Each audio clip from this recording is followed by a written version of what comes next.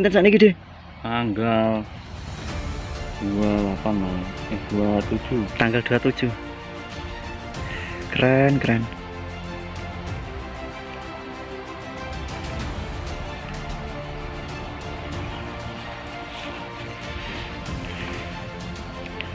Jarang sekali loh kita menemukan momen seperti ini.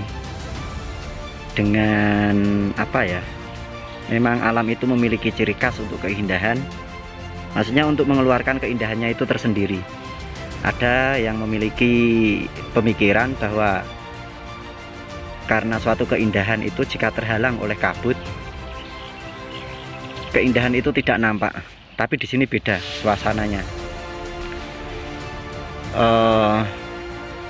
Ini merupakan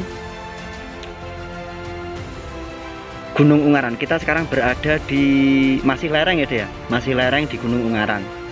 Nah, di sini kedatangan kita nanti ke situs Promasan atau istilahnya Candi Pengilon lebih dikenalnya, atau Kebun Teh Medini. Itu ada beberapa situs-situs kuno yang di situ terdapat ada beberapa peninggalan era Mataram Hindu atau Mataram kuno di situ juga, dan di situ juga terdapat peninggalan zaman Jepang. Nah, nanti kita akan bercerita di sana, kita akan melihat kondisi bangunan itu seperti apa. Nanti kita ceritakan di sana semua. Kalau kita lihat lurus ke selatan, itu merupakan Sidomukti. Itu Sidomukti. Terus kalau naik ke sana itu area Kemawar. Karena kita istilahnya kita jujuk dari pertigaan Langansari naik ke Gebugan naik ke desa Bengkle naik lagi ke desa Lempuyang, baru mau sampai desa mana ini, kita ambil jalur kanan. Kita mengikuti jalur dengan tatanan batu yang belum diaspal. Nah, kita nanti akan cerita di sana ada apa saja, terus sejarahnya di sana itu seperti apa. Nanti saya atau Pak Dewi Jatmiko akan menceritakan. Sekian, terima kasih. Sekian, terima kasih kan urung penutupan. Kita ulas lagi nanti di tanganku. Gini sip, metal ini ding. Ini saya ada cerita sedikit mengenai perjalanan yang saya lakukan bersama Kang Beni Rusmawan. Waktu itu Kang Beni itu merupakan sejarawan tentang peperangan antara Belanda, Inggris dengan Indonesia yang terjadi di negara kita, atau yang dia kemas menceritakan tentang pahlawan Indonesia, pahlawan nasional seperti itu, juga menceritakan tentang sejarah pahlawan revolusi. Nah, saya dulu atau kemarin-kemarin itu sebelum menjelang puasa, saya pernah janjian sama Kang Beni Rusmawan untuk berkunjung ke salah satu bangunan berbentuk gua yang dulu dibangun masa penjajahan Jepang, yang berada di berada di Candi Promasan atau Candi Pengilon atau Desa Medini. Nah, ada kisah menarik di sini. Perjalanan saya itu pernah terhambat waktu sama Kang Beni. Jadi motor saya itu sempat ngadat atau berhenti, tepatnya di jalan itu yang ada pohon kopinya itu, Waktu di situ motor yang saya tumpangi berserta Kang Beni, memang kita menggunakan motor satu ini, itu berhenti di situ. Saya kira kan mesinnya atau apa seperti itu overheat atau terlalu panas, sehingga kita berhenti sejenak untuk mendinginkan mesin. Lalu kita ingin melanjutkan perjalanan sekitar 15 menit. Bagi saya 15 menit itu dengan suhu udara yang dingin, dengan turunnya oli ke mesin, itu saya kira lebih cepat. Tapi ternyata ndak. Di tempat itu juga kendaraan itu saya starter atau saya selah itu ndak bisa nyala. Terus saya punya inisiatif, kalau motor saya ini saya turunkan dengan kondisi mesin mati tapi kontak nyala, lalu saya masukkan ke gigi 2. Siapa tahu bisa berjalan. Ternyata memang bisa berjalan. Dengan lokasi kita berhenti di situ, mesin di situ mati. Terus saya naik lagi, kalau tidak salah sampai di pohon itu saya menyalakan mesin itu, mesin motor. Terus saya naik lagi sampai ke sini. Di situ di tempat semula itu macet lagi. Terus saya turun lagi. Terus saya naik lagi. Di tempat itu pula akhirnya mesin itu macet lagi sampai berulang 3 kali. Saya ada bukti. Kang Beni Rusmawan nanti bisa ikut komentar di YouTube ini. Kapan-kapan kita ulang lagi. Saya juga tidak tahu entah ada apa dan kenapa, dan akhirnya Kang Beni memutuskan ya udah, berarti bukan rezeki saya untuk naik atau berkunjung ke tinggalan Belanda. Terus akhirnya kita pulang. Itu lancar sampai rumah. Cuma kita berhenti di situ. Dan saya pun berpikir, jika di lokasi jalan ini agak landai, terus nanti di tikungan habis tanjakan itu ada tikungan. Nah, di situ ada makam yang konon ceritanya makam Mbah Kemis atau Mbah siapa seperti itu, dengan satu pusara. Dalam satu pusara itu ada 2 maesan yang dulu terdapat tumpukan kayu bakar di situ, tapi sekarang sudah dibersihkan. Terakhir saya ke sana melihat sama Mas Afif waktu penelusuran tinggalan-tinggalan leluhur atau era peradaban Mataram kuno, dan itu sudah terlihat bersih. Tapi coba nanti kita ke sana dan saya akan bercerita sedikit sebenarnya makam siapakah beliau yang dimakamkan atau yang bersemayam di situ. Saya di sini ditemani sama Pak D Wijatmiko. Dari mana jenengan, De? Aslinya dari Tulungagung. Dari Tulungagung, Jawa Timur. Nah, Pak D Wijatmiko ini beliau adalah pakar belusukan situs cagar budaya. Bahkan sudah sampai ke luar negeri ya, De ya. Di Champa, Kamboja, terus Thailand. Myanmar udah pernah, De? Belum pernah. Nah, karena beliau mempunyai dedikasi yang tinggi, jadi perjalanan beliau itu yang menanggung istilahnya sekolah luar negeri, tapi di sekolah apa ya dia? Istilahnya tidak tertutup, melainkan sekolah terbuka ya dia. Dan ikut tergabung dalam apa deh? WHO atau apa itu yang UNESCO. Nah, Pak D Wijatmiko ini termasuk salah satu orang yang ikut dalam anggota UNESCO itu, yang mengulas tentang cagar budaya sedunia ya dia. Nah, seperti itu. Nanti saya pun juga ditemani Pak D Wijatmiko untuk mengupas situs-situs sejarah yang berada di Medini atau Candi Pengilon. Nanti di sana ada apa saja dan nanti ada tinggalan apa saja yang nanti kita ceritakan di sana. Habis itu kita langsung pindah ke Gua Jepang. Nanti kita lihat Gua Jepang. Kalau saya pas ke sana kemarin tidak membawa senter, kalau sekarang sudah ada persiapan. Semoga saja cuaca tetap mendukung dan kita, antara saya juga Pak Demiko, bisa berbagi informasi tentang keberadaan situs tersebut. Oke, kita jalan dulu. Enggak deh. Nah, kita kembali lagi. Ternyata prediksi saya tadi waktu saya bicarakan saat jalan itu landai, agak landai. Ternyata dari lokasi di mana saya berhenti, mesin saya mogok, maksudnya mesin motor saya mogok itu agak jauh juga dari sini, kira-kira sekitar 250 meteran. Jika kita menengok ke belakang, nah yang saya maksud adalah makam ini. Nah ini loh, De. Nah ini makam ini. Ini kalau menurut cerita warga, beliau adalah makam sesepuh atau yang disebut dengan Mbah Kemis atau siapa seperti itu. Ajeng mriko napa, De? Enggak. Nek Pak Demiko punya kelebihan mungkin saged diceritake. Assalamualaikum. Nanti coba kita tetap kirim Fatihah kepada beliau. Entah beliau memiliki keyakinan seperti apa, yang penting niat kita itu baik. Seperti itu.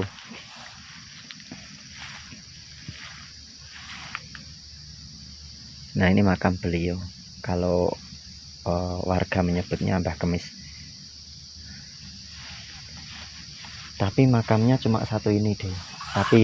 Tapi mungkin jika dilihat kalau makam ini cuma ada satu pusara ini. Tapi kalau sebenarnya di sini itu adalah komplek makam. Karena saya berpatokan pada apa? Kita lihat seperti ini. Nah, ini kalau daun andong namanya. Kalau dulu saya waktu belum tahu, saya menyebutnya ini daun awar-awar. Daun andong ini atau pohon andong ini ada 2. Nah, besar kemungkinan ini juga merupakan makam. Terus itu ada lagi itu yang di situ itu ada lagi daun andong, ada 2 lagi. Yang satu agak ke sana. Berarti bukan cuma satu makam. Ini merupakan ada, kalau yang saya lihat secara normal sih, saya tidak punya kelebihan atau apa-apa atau punya ilmu kebatinan itu ndak. Yang saya lihat itu daun andongnya itu ada 1-2 lokasi. Kemungkinan di seputaran sini mungkin juga ada, karena tepat berada di pinggir atau jauh dari, istilahnya kayak kalau orang-orang menyebutnya galengan sih kalau Jawa nih. Kalau saya menyebutnya ini pinggiran. Nah, yang dicungkup cuma satu ini.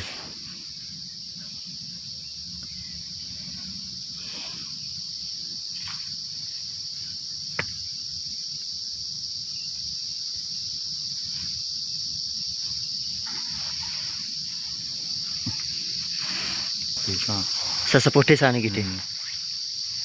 Ada kaitannya sama pembantaian Jepang deh. Ada kaitannya dengan pembantaian Jepang. Ada kaitannya. Dulu kan ada rombongan kayak Romusa kan di luar daerah sini. Romusa. Apa mungkin beliau salah satu Romusa yang dipekerjakan secara paksa untuk membuka jalur sini, untuk membangun jalan ini. Jadi karena jika menurut yang jenengan ceritakan tadi, jalur kunonya Gunung Ungaran itu malah justru yang dari Mboja ya Dek ya? Dari Mboja. Nah, Pak Dewi Jatmiko ini bercerita dengan adanya situs-situs tinggalan seperti sisa-sisa bangunan candi. Kalau daerah Mboja sana itu seperti petirtaan kuno atau sendang atau candi-candi, itu di sana itu ada sekitar 7 lokasi ya Dek? 7 lokasi, itu pun di atas bukitan. Nah, untuk tutupan akhir sebenarnya belum akhir, cuma yang kita datangi baru yang akhir itu di Candi Promasan. Sambungannya lewat situ, karena kalau dari sini itu tidak ada temuan apa-apa. Jadi saya harap dengan uraian saya ini, kenapa di situ ada bangunan candi, karena di situ lebih tepatnya banyak peradaban kunonya. Seperti itu. Kalau di sini, kalau jalur Gebukan ini cuma berhenti di desa Gebukan saja. Karena di desa Gebukan itu ada sendang. Jika menurut struktur bangunannya, saya menyebutnya sendang karena di situ ada Linggayoni, ada Jaladuara juga seperti itu. Tepatnya di masjidnya. Nah, jalurnya cuma putus sampai di situ. Peradabannya cuma sampai di situ. Berarti Jepang dulu membuka lahan jalan ini, memperkerjakan yang dengan secara paksa yang disebut dengan Romusa. Dan kemungkinan beliau adalah korban dari Romusa tersebut. Dan ini jika Pak Wijatmiko menyampaikan, beliau adalah sesepuh desa atau mungkin kepala desa pada masa itu. Dan di sini pun tidak cuma satu makam, di sini ada beberapa makam. Seperti jadi itu. Dulu kan pas waktu pembangunan di jalan ya. Terus ini ada yang meninggal, itu dimakamkan di pinggir jalan. Kayak di daerah nanti kita lewat itu juga ada lagi. Ada makam juga deh. Nah, ada makam tapi nggak kelihatan makamnya, nggak ada tandanya. Nggak ada maisane. Ya udah, kita nggak tahu beliau itu mempunyai keyakinan apa. Yang jelas tujuan kita baik, berhubung kita memang orang muslim, dan orang muslim kalau menurut saya, pandangan saya pribadi, yang saya istilah yang saya sampaikan, orang muslim itu fleksibel. Entah beliau dari Hindu, Buddha, Nasrani dan lain sebagainya. Dengan cara saya sebagai orang muslim, saya akan mendoakan beliau dengan cara muslim juga. Dan saya tidak akan lupa dengan ajaran leluhur, yaitu dengan membakar dupa. Karena kita menyampaikan doa itu bukan lewat asap dari dupa tersebut, melainkan dari tutur kata dengan hati yang bersih. Dan saya pun mengharapkan doa saya itu diterima oleh Allah Subhanahu wa taala. Ngoten iki. Kita khususkan, wabil khusus semua yang berada di komplek makam ini, kita khususkan, kita bacakan surat Al-Fatihah.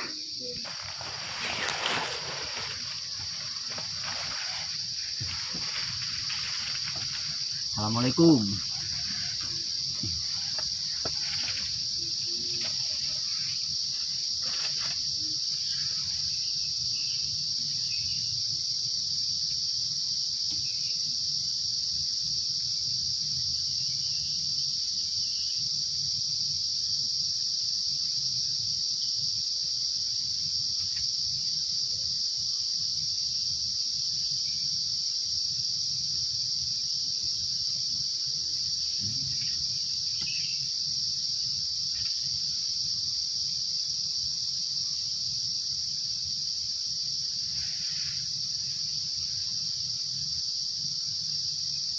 Gimana sendiri sih? A'udzubillahi minasyaitonirrajim. Bismillahirrahmanirrahim. Assalamualaikum ya ahlal kubur. Fi hadzal qabri. A'udzubillahi minasyaitonirrajim. Bismillahirrahmanirrahim. Ila hadratin Nabil Mustafa Sayyidina wa Maulana Muhammadin sallallahu alaihi wasallam wa ala alihi wa azwajihi wa auladihi wa dzurriyyatihi wa ahli baitihi ajmain. Wa bi barakatin minal malaikatil muqarrabin wal karabin khususan Sayyidina Syamsul Qadir Jilani sumala hadratir ruhim. Mbah Wali Songo summa ila hadratir ruhi cikal bakal summa ila hadratir ruhi ingkang kursa sampeyan min ummati Muhammadin sallallahu alaihi wasallam syaulillahi lana lahum fatihah.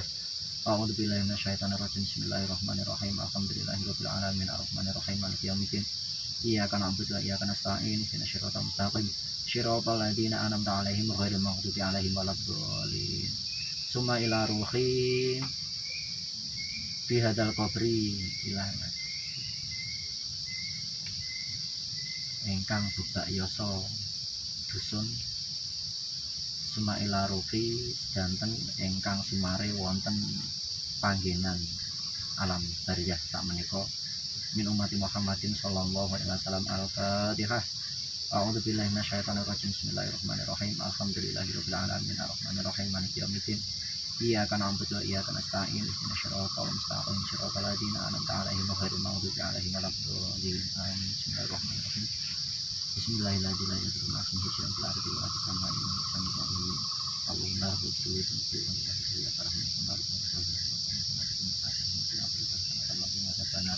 La haula wala quwata illa billahil aliyil azim.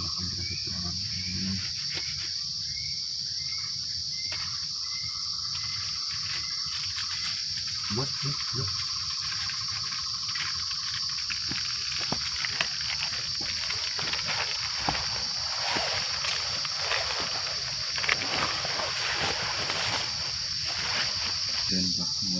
Nah, kita sekarang melanjutkan perjalanan untuk menuju ke Candi Promasan.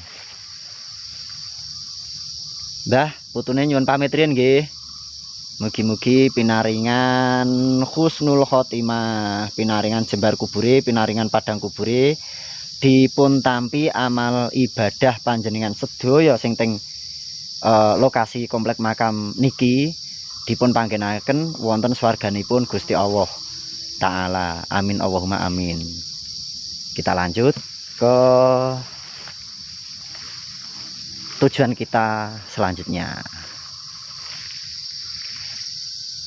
Nah, kita tadi lewat situ, itu yang jalur dari Gebugan.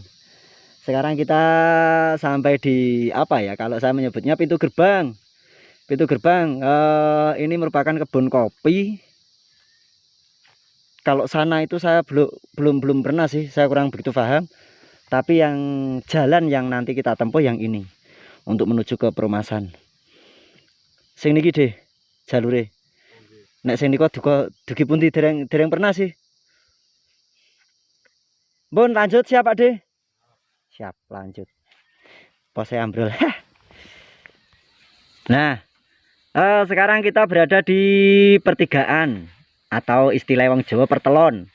Nah, kalau kita tadi berangkatnya dari sana, itu yang jalur Gebugan. Terus kalau kita ke sana, itu arah puncak atau arah ke kebun teh Medini. Kalau jalur dari Mawar nanti lewatnya sini, tembusnya situ. Sebenarnya pertemuan antara dua arus jalan, entah itu dari Kemawar, entah itu dari Gebugan, ketemunya nanti di sini. Ketemunya di sini. Ini jalur yang normal loh, bukan belusukan loh. Nanti tetap menyatunya ke sana. Nah, di pertigaan itu ada cerita yang sangat menarik sebenarnya. Itu ada gua yang dulu pernah saya bertanya kepada salah seorang pencari rumput, entah warga mana, beliau menyebutkan ternyata di sini ada guanya. Dulu waktu ketemu gua itu sebenarnya sepele. Dulu gua itu tertutup. Terus ada salah satu petani atau pencari rumput, istilahnya sedang merumput di situ. Terus waktu Jawa nih babat suket,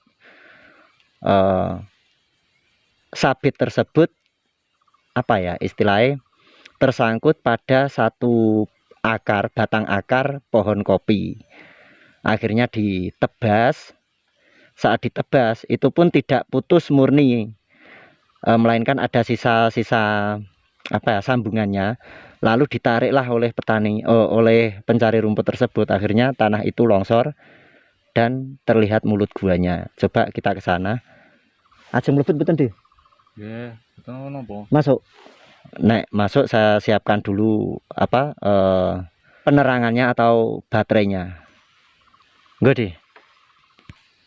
Nah, kita sekarang sudah sampai di mulut gua dan kita akan coba masuk sampai kedalaman berapa meter. Tapi kayaknya lumayan lembab deh. Nah, ini kan sisa longsoran deh ini. Ini sisa longsoran. Nah, ini sisa longsoran. Tidak terbentuk. Nah, longsorannya seperti ini. Ini longsorannya. Karena dulu waktu ditarik akar itu langsung rubuh gitu. Nah, bejonya si pencari rumput itu tidak kegurugan tanah ini. Nah, monggo Din ajeng masuk Di. Enggak apa-apa, saya pernah masuk sekali kok Di. Sampai pol mentok sana. Assalamualaikum penghuni gua.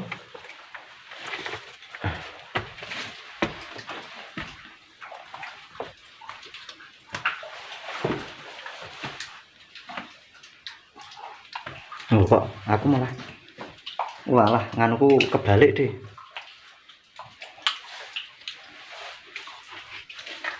Duh. Gitu.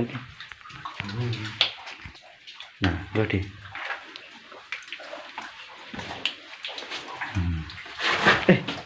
Tas atas harus deh.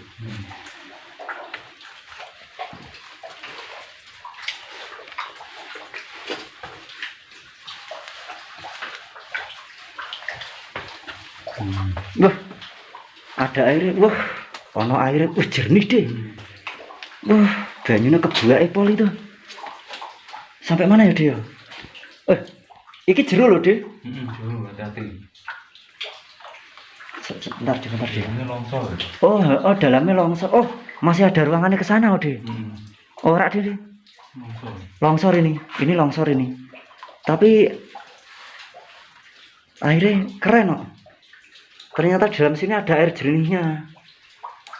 Nah, Bisa didengar kan? Coba tak perlebar. Nah, oh tapi tidak kelihatan ya kesini. Nah. Mungkin ini sisa air resapan ya, De. Tapi jernih, asli jernih. Dan nah pas tepat di cahaya lampu itu, di situ ada resapan yang lumayan cukup deras.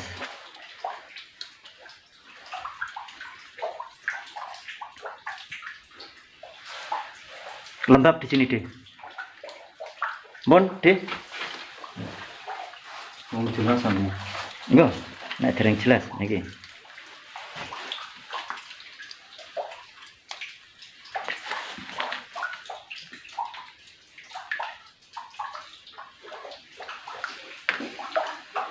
Ini ada sekitar 2 meteran lebih loh, De, ini, De, kedalamannya sini.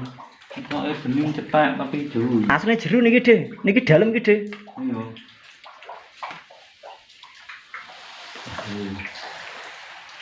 Iki gua anu iki, Musa iki. Bangunan zaman dulu tuh, De. Oh.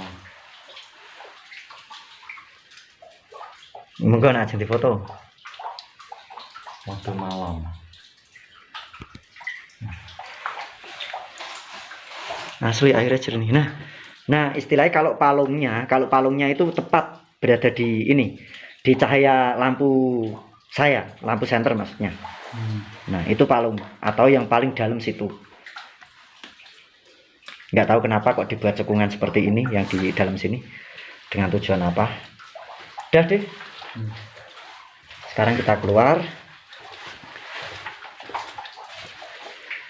Sekitar 10 meter lebih, De. 20 meter nih tuanku. Oh, di ukurannya jenengan 20 meter. Oh. Dari mulut gua sampai sana ya, dia. Oke.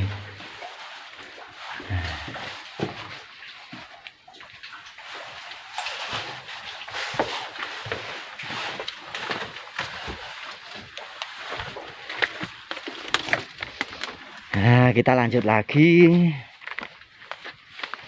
Ya tuh masih. Lumayan, deh. Terima kasih untuk kamu karena sudah 5 kali ini kamu menemani perjalananku. Tetap tak rawat kok, tenan wis. Ih, cantik.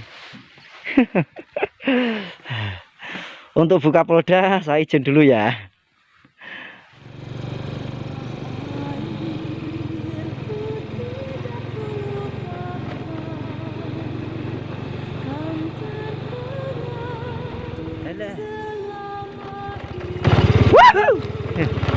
Tekan, deh.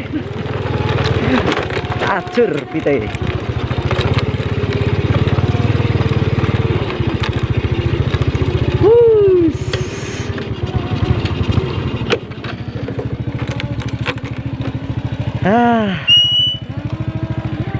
Nah,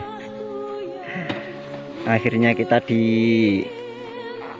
pertigaan arah ke puncak dan arah ke Candi Perumasan.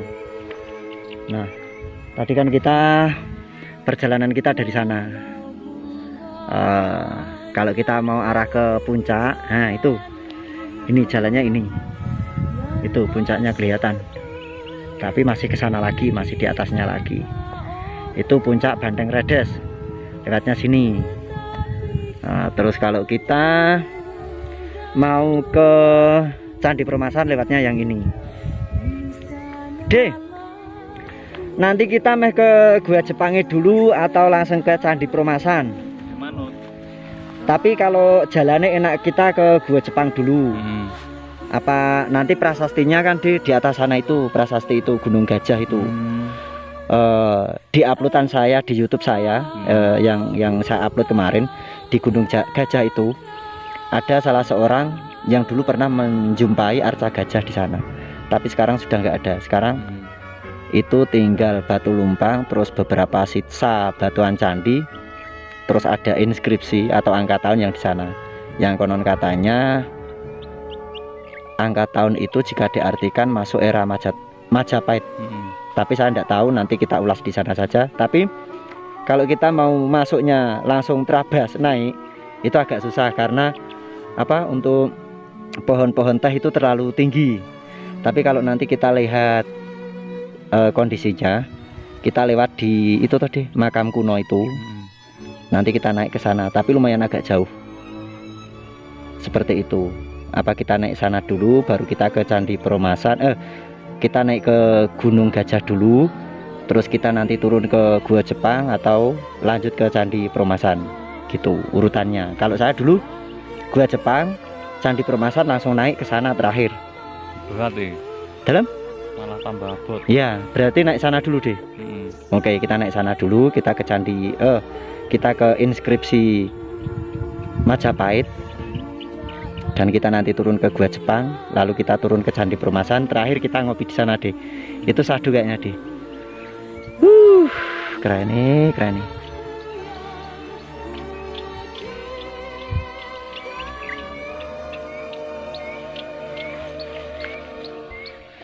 Mungkin diganti bagian. Kenapa nih deh? Nggih. Gede, urung mlebu. Gede. Alon-alon dong nyetangine tangan siji tok.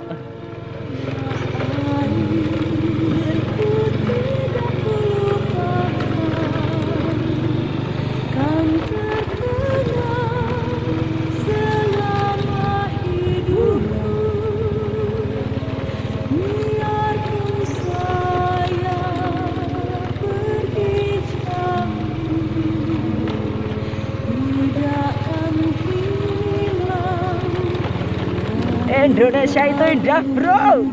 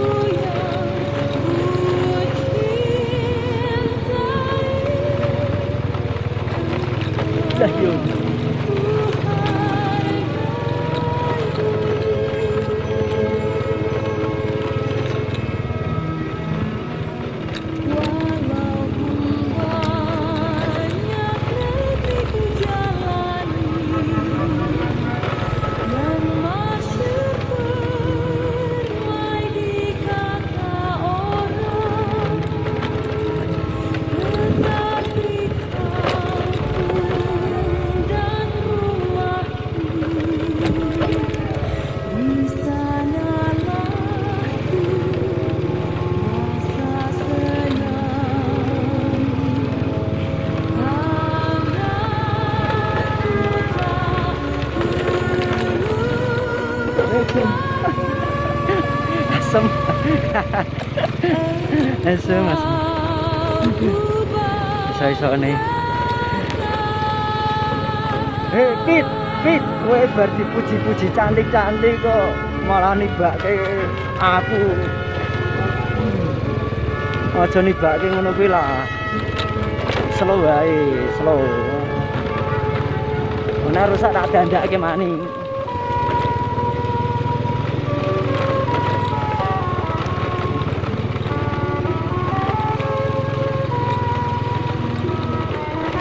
Yuk.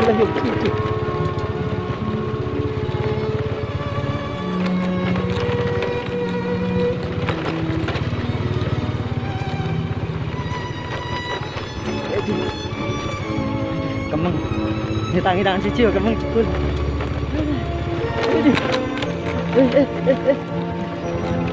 Aduh. Asem tanganmu deh. Alah. Wes cukup kene wis deh.